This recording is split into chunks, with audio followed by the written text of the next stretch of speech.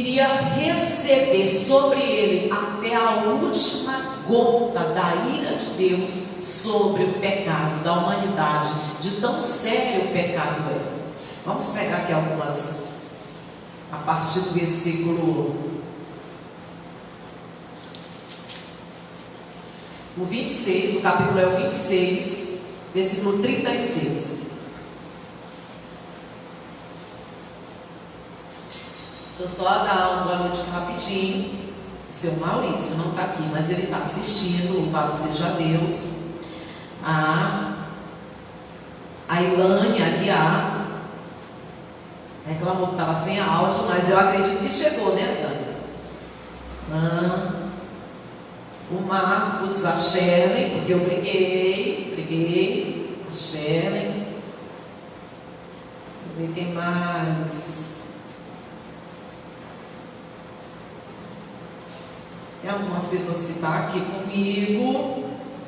O Mateus, aleluias, glória a Deus. Mateus Felipe. Você que está chegando aqui, você pode dar uma boa noite aqui, tá? Vamos lá. Vamos lá, em nome de Jesus.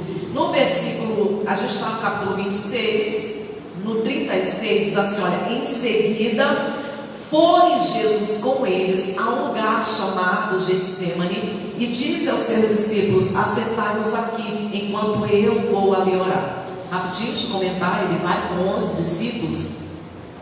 11. E aquele lugar era um hábito de Jesus se retirar com os discípulos. Inclusive Judas sabia que era um hábito de Jesus ir para aquele lugar. Por essa razão, Judas já está nesse exato momento concluindo a traição, a negociação para entregar Jesus. Ele vai com os 11, porém alguns ficam ali embaixo, que era o leste de Jerusalém, o lugar ali próximo do Monte das Oliveiras, ali ao pé do Monte das Oliveiras, um jardim chamado Prensa de Azeite, e ele costuma ir ali. E quando ele chega ali, ele deixa os outros e sobe com os mais íntimos, e acredito que não era nem intimidade, mas maturidade. Alguns que alcançaram uma certa maturidade, ele leva Pedro, Tiago e João, e ele pede ajuda. O nosso Senhor, nosso Jesus, o nosso Deus, ele pede ajuda. Ele pede ajuda. Todo mundo um dia precisa de ajuda. E é bom que você nunca se isolar, nunca ficar sozinho. A gente tem momentos na vida que a gente tem que pedir ajuda quando está difícil, quando a gente está na angústia, quando a gente passa pelos getsêmanes da vida, a gente precisa pedir ajuda. E quem nunca passou, né? Aí diz assim, 37, e levando consigo a Pedro e aos 2 filhos de Zebedeu, rapidinho, Luana, liga as outras também, pode ligar, liga, a gente está com a Bíblia aí. Então, levando consigo a Pedro e aos 2 filhos de Zebedeu, começou a entristecer-se e a angustiar-se. Então lhe disse: a minha alma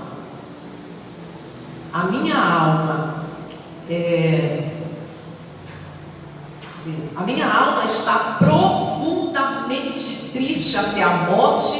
Ficai aqui e vigiai comigo.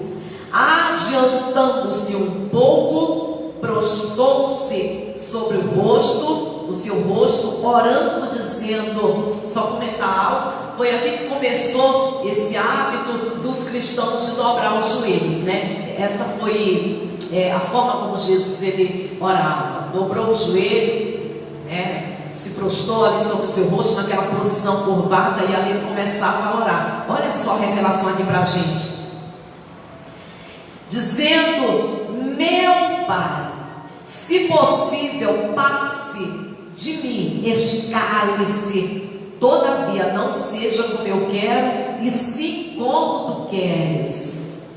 Dá uma pausa. E a gente vai ver que Jesus ele vai repetir isso. E eu quero dizer que isso é oração.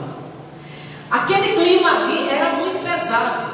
Os discípulos, eles estão cheios de tristeza, porque eles, sabe, eu tento imaginar aquela cena. Eles nunca viram Jesus daquela forma. Eles estavam acostumados a ver Jesus sempre firme, com o chicote na mão, entrando no templo, dando chicotada, expulsando os cambistas, falando sério com os fariseus, denunciando pecado, denunciando fariseus, denunciando os escribas, os religiosos. E eles estavam acostumados a ver Jesus sempre firme. E agora o que eles têm? Eles têm um mestre melancólico. Fico imaginando meu Senhor. Eu fico imaginando meu Senhor melancólico, triste, arrasado. E o clima é o pior que você possa imaginar. O clima é pesado, é triste, a ponto de ter causado grande tristeza no coração dos discípulos. Afinal de contas, quando eles chegam ali, eles haviam escutado muitas coisas sobre tudo. Jesus abriu o jogo e falou para eles tudo que ele iria passar. Fez o sermão profético, falou sobre o que ele iria passar. Tudo. Então o clima era o pior. Pedro chegou até a dizer: não, Senhor, o Senhor não vai passar por isso. E ele fala que todos iriam se escandalizar. Pedro disse: não, eu. Foi o primeiro a dizer: eu estou contigo até a morte. E aí os outros também afirmam a mesma coisa. Pedro diz. E olha só, ele avisou que todos iriam se escandalizar. A gente vai entender mais sobre a oração. Versículo 39, né? 39, 40. E voltando para os discípulos, achou-os dormindo e disse a Pedro: então, nem uma hora pudestes vós vigiar comigo? Vigiai e orai, para que não entreis em tentação. O espírito, na verdade, está pronto, mas a carne é fraca. Tornando-se a retirar-se, orou de novo, dizendo: meu Pai, se não é possível passar de mim este cálice sem que eu beba, faça-se a tua vontade. E voltando, achou-os outra vez dormindo, porque os seus olhos estavam pesados. Deixando-os novamente, foi orar pela terceira vez, repetindo as mesmas palavras. Dá uma pausa. Essa era a oração de Jesus. Os discípulos não conseguiram. A gente entende algumas coisas bem aqui. Glória a Deus. A Ana Regina está aqui, a Luciana também. Boa noite, minha amada. Boa noite, Luciana. Seu Edmilson está aqui. E você que chegou, irmãos, então boa noite aí. E ele vai orar. Vamos entender algo muito forte aqui. A oração de Jesus, a oração dele mostra para a gente o que é a oração. Mostra para a gente. Tem gente que nunca entendeu o que é oração. A oração, ela tem três finalidades. Uma, ela é a luta contra a carne. Ele era 100% Deus, porém ele era 100% homem. E o lado humano de Jesus não quer passar por aquilo, porque ele sabe que é uma carga muito pesada, é a ira de Deus que vai ser derramada sobre ele. Mas eu quero focar principalmente em algo nessa noite, que eu vou te dizer depois, que esse era o maior pavor de Jesus. O maior pavor de Jesus. A Bíblia declara que ele foi entregue como ovelha muda, porque antes haja animal. Antes de Jesus haja animal. Pecou, matou o animal. Pecou, matou o animal. E todo o tempo repetido aquele sacrifício que era expiação pelo pecado, que significa cobrir, conciliar a expiação, e haja matança de animal.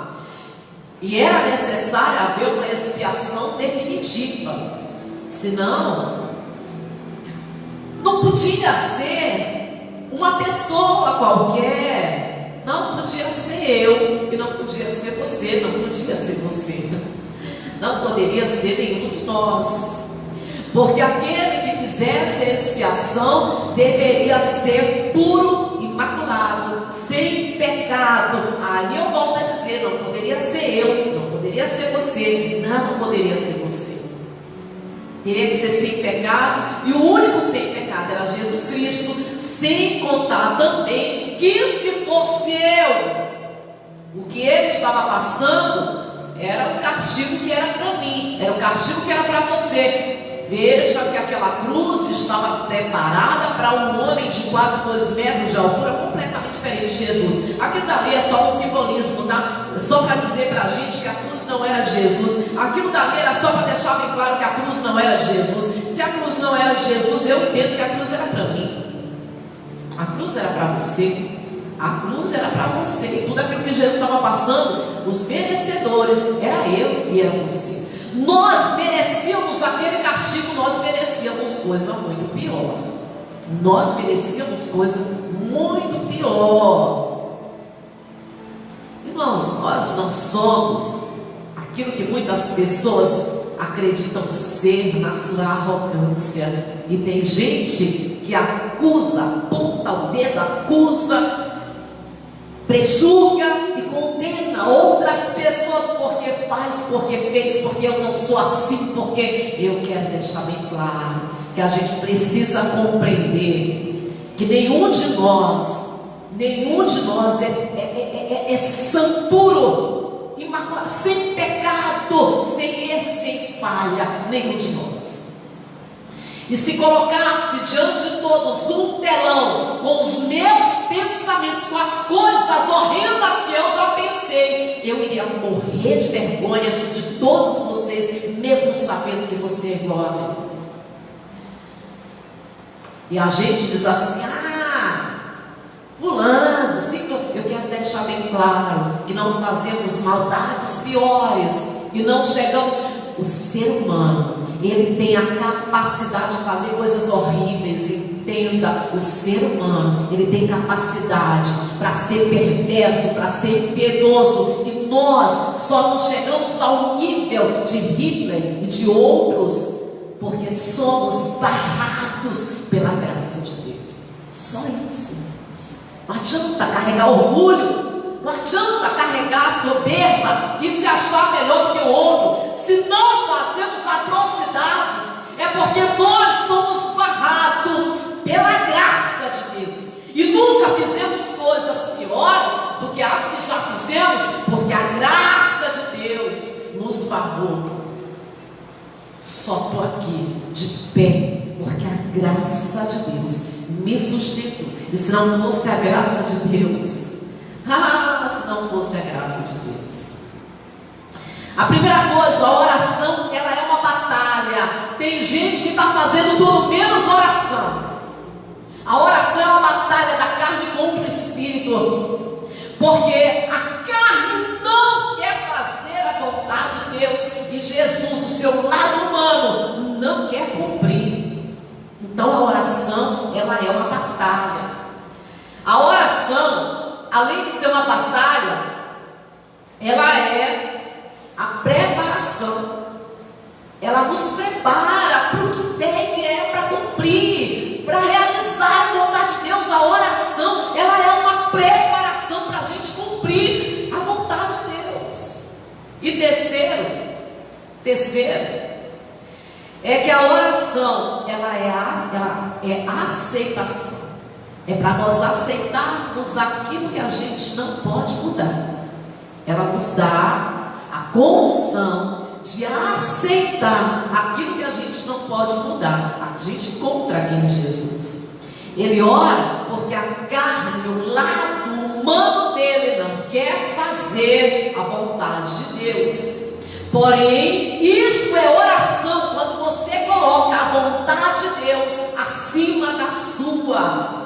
Quando você deixa que a vontade de Deus, ela venha prevalecer sobre a sua vontade. Isso é oração. É a preparação. É uma preparação tanto que Jesus orou intensamente. seguinte: mas quando ele terminou a oração, ele estava pronto. Quando os soldados chegam, ele diz: sou eu. Os soldados caíram no chão, mas não Jesus. Ele disse: a quem procurasse? Eu sou. Novamente os soldados se levantam, Judas se levanta, e eles assim: estou aqui, estou pronto, pode me levar. A oração é uma preparação para tudo aquilo que você vai viver. E a oração é uma aceitação para aquilo que você não pode mudar. Volta a dizer, tem gente que está fazendo tudo menos oração. Os discípulos não sabiam orar. E naquele momento ali, profunda tristeza. Tanto não sabia orar, eles tinham hábito, tinham costume, tinham repetições, faziam tudo, mas orar, foi Jesus que veio ensinar a orar. Tanto que eles pediram para Jesus: Senhor, ensina-nos a orar. Eles nem sabiam orar. E ainda hoje a gente não sabe orar. E quantas vezes eu entro na presença de Deus dizendo: eu não sei o que te falar, coloca palavras na minha boca, mas só sai daqui depois que tiver uma longa conversa. A obreira Raimundinha chegou aqui. Então, é uma preparação. Tem gente que está fazendo tudo menos orar. Acha que está orando. Posso até dizer que é até uma conversa com o capeta, mas não é oração. Quando diz assim: Deus, tira ela desse marido que está maltratando ela, tira ela, Senhor, porque ela não ama mais ele, tira ela desse casamento, tira ele, Senhor, desse emprego, porque ele tem que pagar aquilo que ele me fez. A oração, quando ela é fora da vontade de Deus, não é oração, é qualquer coisa, é conversa com o diabo. Mas oração é quando você luta para fazer a vontade de Deus. Se não é a vontade de Deus, não é oração.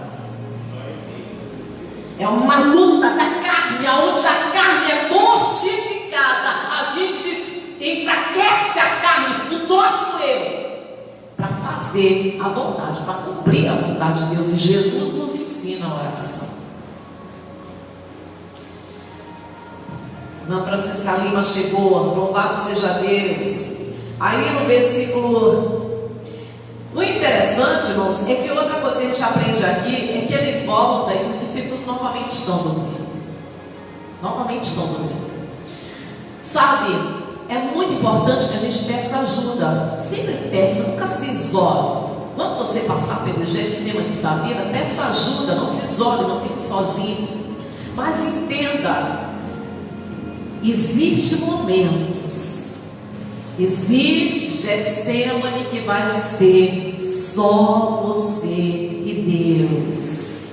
Você não vai poder contar com ninguém. Algumas pessoas que você ama e que você tem afinidade vão estar longe, e outras vão estar perto, alheia à tua dor e ao teu sofrimento, alheia ao teu Getsemane. Tem momentos na vida que é só você e Deus. E quem nunca passou, né? Falo mais sobre isso depois. Então os discípulos deixaram Jesus sofrer sozinho.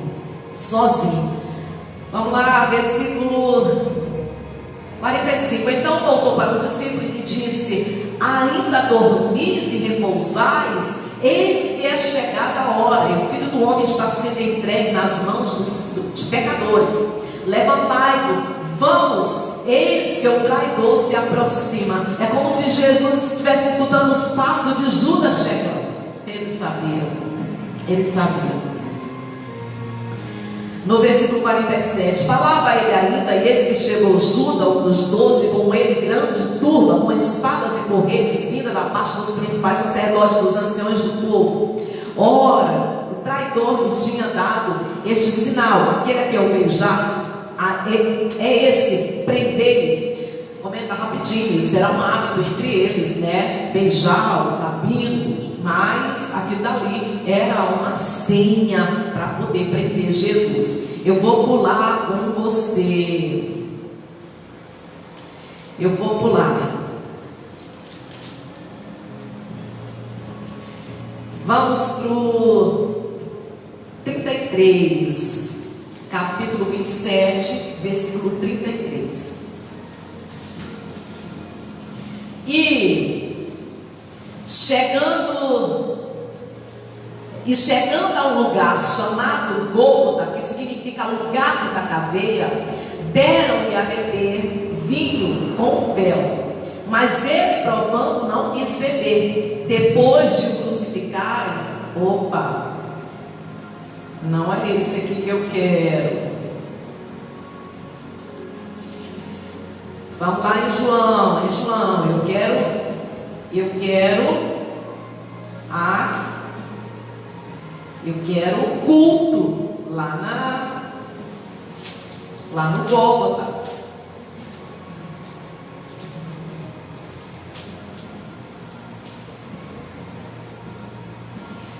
João capítulo 19. Deixa eu pegar aqui o 17.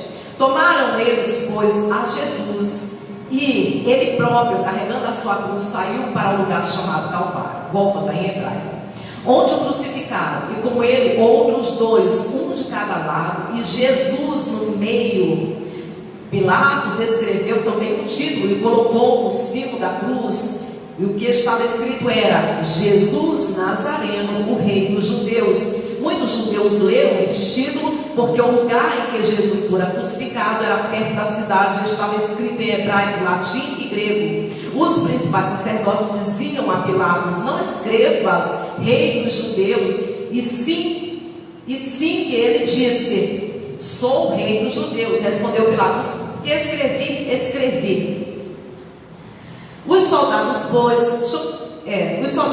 quando crucificaram Jesus, tomaram-lhe as vestes, fizeram 4 partes para cada soldado, uma parte, e pegaram também a túnica, e a túnica, porém, era sem costura, toda tecida de alta a baixo. Disseram, pois, uns aos outros: não nos rasguemos, mas lancemos sorte sobre ela, para ver quem caberá, para se cumprir. Você vê que cada detalhe era para se cumprir as escrituras. É o caso no versículo 24: para se cumprir as escrituras. Repartiram entre si as minhas vestes, sobre a minha túnica lançaram sorte. Assim, pois, fizeram os soldados. 25. E junto à cruz estava a mãe de Jesus e a irmã dele, e Maria, mulher de Cleopas, e Maria Madalena. Vendo Jesus a sua mãe, e junto a ela o discípulo amado, disse: mulher, eis aí o teu filho. Depois disse ao discípulo: eis aí a tua mãe.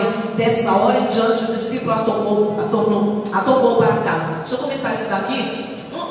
Não, esse negócio das pessoas estarem difamando Maria, coisa triste. Agora, como a gente só vai encontrar comentário a respeito de José quando Jesus tinha 12 anos de idade, quando ele foi esquecido no templo, pronto, não se vê mais falar de José. Provavelmente Maria ficou viúva, e Jesus, como sendo o filho mais velho, ele tinha por obrigação cuidar da mãe dele. Mas na hora da morte ele se preocupa com Maria e pede que João cuide dela. E João faz isso, leva ela para casa, e ali ele cuida de Maria. Até na hora da morte ele teve cuidado com aquela que ele deveria cuidar, sendo o filho mais velho. Boa noite, seu Charles, bem-vindo, meu querido. Versículo 28. Você vê que começa as palavras proferidas na cruz. No versículo 28, depois, vendo Jesus que tudo já estava consumado para se cumprir, a escritura disse: tenho sede. Estava ali um vaso cheio de vinagre, embeberam de vinagre e esponja, fixando num caniço de sopo, lhe chegaram à boca. Quando, pois, Jesus tomou o vinagre, disse: está consumado, e inclinando a cabeça, rendeu o seu espírito. Dá uma pausa aqui. Interessante é que até na hora da morte, o lado homem de Jesus está sofrendo,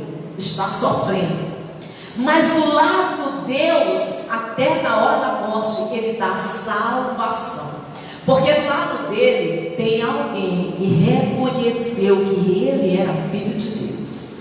Se nem na hora da morte reconheceu Jesus como filho de Deus e está buscando ali força para continuar blasfemando, tu não é o Rei dos Judeus, desce daí, salva a ti e salva nós mesmos, mas do outro lado, alguém está morrendo e reconheceu Jesus como Filho de Deus e disse, reclama para o outro, nós estamos aqui porque nós quisemos merecer, mas esse é justo. E aí ele diz, lembra-te de mim quando estiveres no teu paraíso. E aí Jesus ele fala, hoje mesmo. Ele não significa que ele diz assim, depois eu te digo, não, mas ele diz, hoje estarás comigo no paraíso. Ele está morrendo, ele está sofrendo, ele está sentindo dor, mas o lado 100% homem, 100% Deus, o lado 100% Deus, até na hora da morte, até na hora da dor, ele oferece e ele dá salvação para quem se arrepende. Uma das palavras também proferidas foi, Senhor, perdoa-os, eles não sabem o que fazem. Mesmo ali sendo maltratado, rejeitado, crucificado, mas ele tem piedade, ele tem misericórdia, porque esse é o nosso Senhor, ele tem misericórdia das pessoas. A última frase, ele diz, está feito, está pronto. E aí ele se entrega aos cuidados do Pai, mas eu quero focar numa frase aonde Jesus, como ovelha muda, ele apanhou, ele não gritou. Não tem nas escrituras, quem estava ali, irmãos, ninguém narra que Jesus disse, tem misericórdia de mim, não façam isso comigo, por favor, tenham piedade de mim. Não, como ovelha muda. Mas teve um momento que ele gritou, Eli, Eli, lama sabachthani.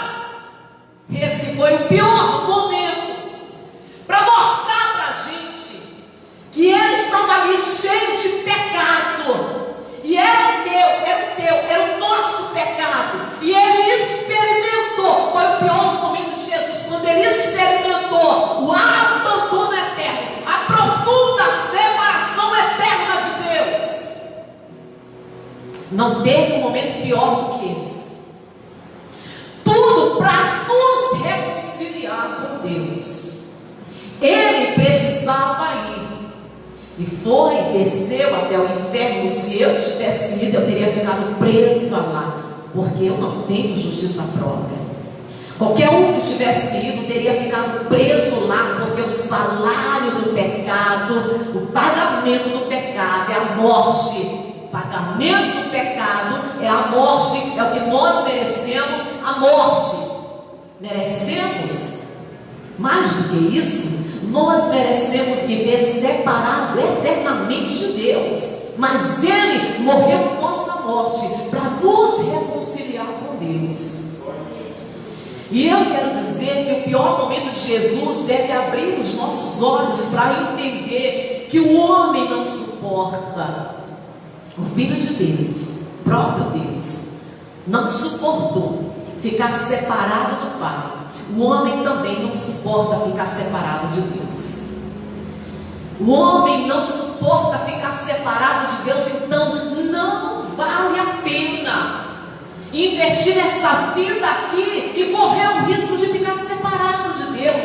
Algumas pessoas, irmãos, já até experimentaram isso. Alguns momentos se sentem só, sente angústia, sente sofrimento, dá aquela choradeira, aquele vazio, não sabe de onde vem aquele vazio. É falta de Deus, é saudade de Deus. O homem não foi feito para viver separado de Deus. O pecado determina que o homem viva separado de Deus, mas Jesus, ele veio para nos reconciliar com Deus. O homem não suporta, e quando a pessoa fica em depressão, ela fica em profunda angústia, quando ela sente esse vazio, essa crise existencial, essa vontade de sumir, essa vontade de morrer, isso é falta de Deus. O homem não tem capacidade de viver separado de Deus. Por outro lado, o homem precisa entender que ele precisa estar na vontade de Deus. Jesus, ele disse, a minha vontade é que aonde eu estiver, aqueles que o Senhor me deu também estejam comigo. Essa é a vontade de Jesus. O crente verdadeiro, o cristão verdadeiro, ele não está preocupado, irmãos, em ir para o céu para se livrar desse mundo, do sofrimento. Ele quer ir para onde o Salvador dele está.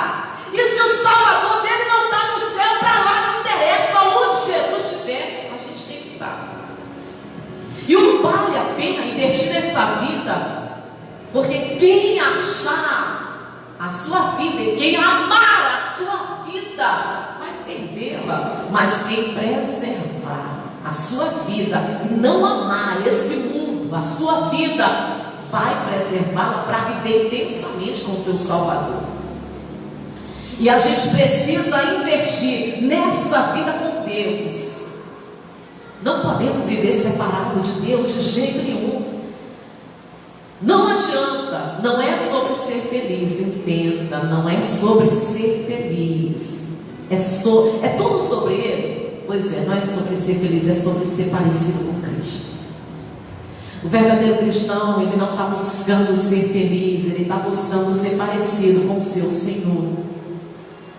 Ele não está, sabe, é triste ver pessoas, irmãos, que estão vivendo intensamente, querem ser felizes, estão vivendo prazeres, estão vivendo a sua vontade, estão curtindo a vida, estão vivendo adrenalinas, satisfação, prazeres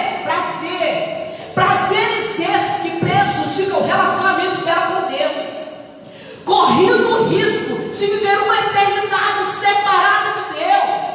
O próprio Filho de Deus, ele exclama, ele ficou o tempo todo calado, mas quando ele sentiu a ausência do Pai, ele exclama, Eli, por que, Deus meu, por que me desamparaste? Ele sente falta de Deus, e isso é insuportável.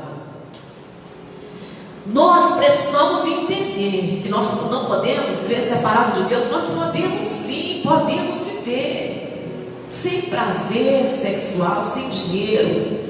Nós podemos viver sem a satisfação desse mundo, sem fama. Podemos viver sem tudo, mas não podemos viver separado de Deus.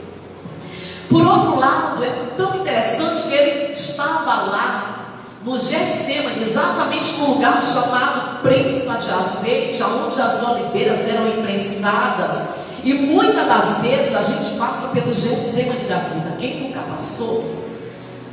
Lutas, angústias aonde você derramou lágrimas e ninguém ficou sabendo. Lutas e dores na alma, que ninguém, nem marido, nem a esposa, nem o pai, nem a mãe, nem o irmão, nem o melhor amigo, nem a melhor amiga. Será que nunca aconteceu com você?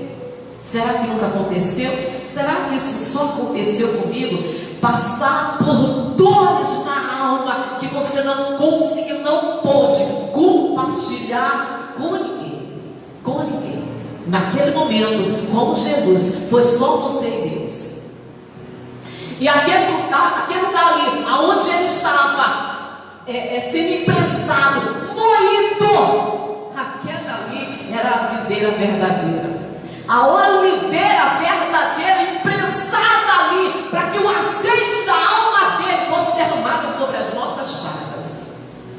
E a gente pudesse entender que apesar de todo aquele sofrimento, daquelas grandes gotas de sangue que caíram,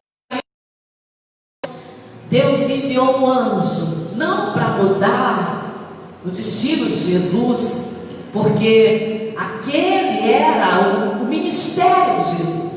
E ele veio para cumprir o ministério dele. Ele orou, ele pediu força para Deus, ele pediu e ele conseguiu cumprir o ministério dele. Não era para mudar o destino de Jesus, mas quando ele estava ali, os anjos vieram para consolar.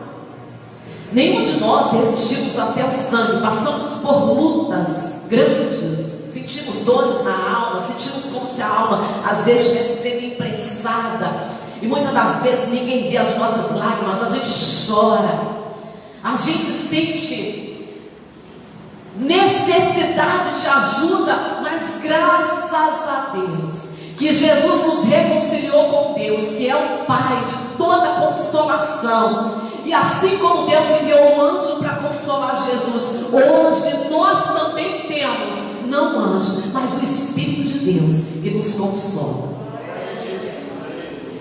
que está dentro de nós, o Espírito de Deus que está dentro de nós, que nos momentos, nos Getsêmanis da nossa vida, que nos momentos de piores angústias, nos piores momentos da nossa vida, quando a alma Deus, a gente tem o Espírito de Deus que sempre nos consola e nos faz vencer. Jesus disse: está pronto, está consumado, está feito. Quando ele diz: eu venci o mundo, a gente sabe que a gente também vai vencer. Se ele venceu o mundo e ele diz: está consumado, ele diz assim: eu fiz tudo que vocês precisavam fazer. Agora a única coisa que vocês precisam fazer é aceitar o sacrifício da cruz, é aceitar Jesus Cristo, a vida de Cristo, aceitar a vida de Cristo, permitir que Cristo viva. Volto a repetir: aceitar Jesus não é sobre ser feliz e aproveitar esse mundo, curtir e postar fotos, dizendo que não é sobre ser feliz, é sobre parecer com aquele que nos salvou, que está mais preocupado com o nosso caráter do que com o nosso bem-estar. E se a gente se privar, e se a gente preservar a nossa vida e sofrer privações aqui nessa terra, o mais importante é que a gente está preservando para viver na glória, sem medo, sem receio. Quem conhece Jesus não tem medo de nada, não tem medo de Apocalipse, não tem medo da besta, não tem medo da grande tribulação, não tem medo do anticristo, não tem medo de vírus, não tem medo de absolutamente nada. A gente sabe que a nossa vida, nós estamos aos cuidados de Deus, e se alguém, nem a morte, a partir do momento que você aceita Jesus, a gente tem vida, temos vida em nós mesmos. A partir do momento que você aceita Jesus, você tem vida em si mesmo. Isso significa que ainda que morra, viverá. No dia que acontecer, porque a coisa mais séria que pode existir é a pessoa ignorar a chamada de Jesus, o sacrifício na cruz, e hoje ela está viva porque a graça de Deus está dando a ela a oportunidade de arrependimento, fechou os olhos, morreu. A graça de Deus se retira, segue o juízo. Mas nós que conhecemos Jesus, nós que entregamos a nossa vida para Jesus, nós que renunciamos a nossa vida, que não queremos fazer nada fora da vontade de Deus. Eu volto a dizer, oração é para fazer a vontade de Deus. Nós que queremos fazer a vontade de Deus, que nos entregamos e nos rendemos para Jesus, nem a morte nos causa medo. Aquele que nos matar no dia em que a gente morrer fisicamente, porque é o resultado que aconteceu lá no Éden. No dia que a gente fechar os olhos aqui, quando abrir os olhos, a gente está na rua principal da cidade celestial, da cidade santa. A única coisa que a gente quer e busca intensamente, com toda a nossa força, é ser parecido com Jesus. Amém? Fechei em nome de Jesus, tá? Fechei. A gente vai fazer uma oração, tanto com vocês que estão aqui comigo, como você que está em casa. Nós vamos fazer uma oração. Nós não precisamos mais. Olha que coisa maravilhosa, irmãos. Olha que coisa maravilhosa. Por causa do sacrifício de Jesus é que hoje a gente pode clamar Abba. Ele nos reconciliou com Deus. E por causa daquele sacrifício, porque Ele ocupou o nosso lugar no castigo, na cruz, porque o pecado causa consequências gravíssimas, e nós merecíamos tudo isso, mas porque Ele ocupou o nosso lugar, Ele nos deu condição de hoje chamar Abba. Nós podemos chamar Deus de Pai. Aleluias. Então nós vamos orar em nome de Jesus. Eu convido você para se colocar de pé, em nome de Jesus Cristo. Isso, se coloque de pé. Você que está aí em casa, irmãos, também. A irmã Luzia chegou. O Lipe Reis, bem-vindo. A dona Concida Carvalho, o seu Elvis, os dois, um abraço. Dona Concida, o seu Elvis e a Graciane. Meu amigo obreiro Charles, bem-vindo, meus queridos, bem-vindo. Eu espero que a palavra tenha falado com vocês, mas eu queria que vocês ficassem mais um pouquinho para orar conosco, em nome de Jesus, tá? Luan vai um louvor e nós vamos orar. Vou orar com o povo aqui, vou orar também com você que está em casa, em nome de Jesus Cristo. Irmãos, vou repetir. Eu vou repetir, porque tem gente que está com a visão desse mundo. E a visão que nesse mundo tira a visão do céu. Você buscar pelos prazeres e querer viver aqui nesse mundo, lembra o que foi dito para o rico, Senhor, para o rico. Tu viveu a tua vida na terra, aproveitou, teve regalias, tudo. Lázaro sofreu privações. Viver buscando as coisas aqui desse mundo, você acaba se prejudicando com Deus. Não vale a pena correr o risco de viver uma eternidade separada de Deus. Não vale a pena. Feche os olhos em nome de Jesus. Feche os olhos. Eu quero que você que está aqui na igreja levante as mãos para o alto. Eu quero que você se entregue. Eu quero que você se ofereça como uma oferta a Deus, como uma oferta viva, santa e agradável a Deus. Porque não é nada sobre nós, não é sobre ser feliz, é sobre ser parecido com Jesus e um dia poder estar lá na glória, vivendo com Ele. Aleluias. Aleluias. Glória a Deus. Te amamos, Jesus. Te adoramos, Senhor. Te adoramos, Jesus. Silêncio do céu que se entregar. Bendito, bendito, bendito. Razão da nossa vida, razão da nossa existência. Se esvaziou. Maravilhoso, maravilhoso, maravilhoso. Lugar, seu sangue verteu. Essa razão da nossa vida. Suportou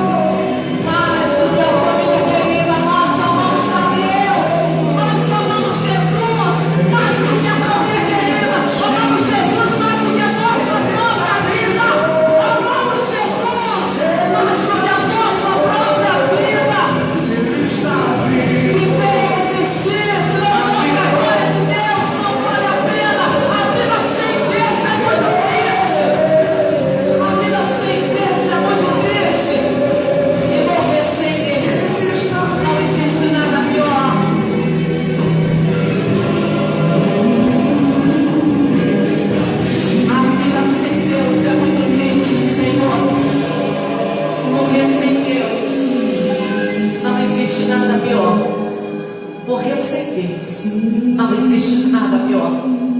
Fechar os olhos nesse mundo e viver eternamente separado de Deus. Não existe nada pior. Se o nosso Senhor não suportou, não aguentou ficar separado do Pai, também eu sei que eu não suporto, que eu não aguento e que eu não quero. Eu não quero viver separada de Deus. Eu quero que nesse momento, pessoas que estão comigo, Senhor, aqui na igreja e em casa, se entreguem e que o Senhor venha tomar os nossos corações e ter liberdade para nos guiar no caminho da verdade. Guia os nossos passos e não deixa que nos desviemos nem para a direita nem para a esquerda. Nós queremos olhar para Jesus. Não queremos olhar para o homem, não queremos olhar para ninguém. Queremos seguir firme a caminhada da fé, completar a nossa carreira. E finalmente, Senhor, sabemos, temos a certeza de que um dia nós trocaremos a nossa cruz pela coroa da vida. Obrigada, Senhor. Diga glória a Deus. Diga aleluias. Aplausos.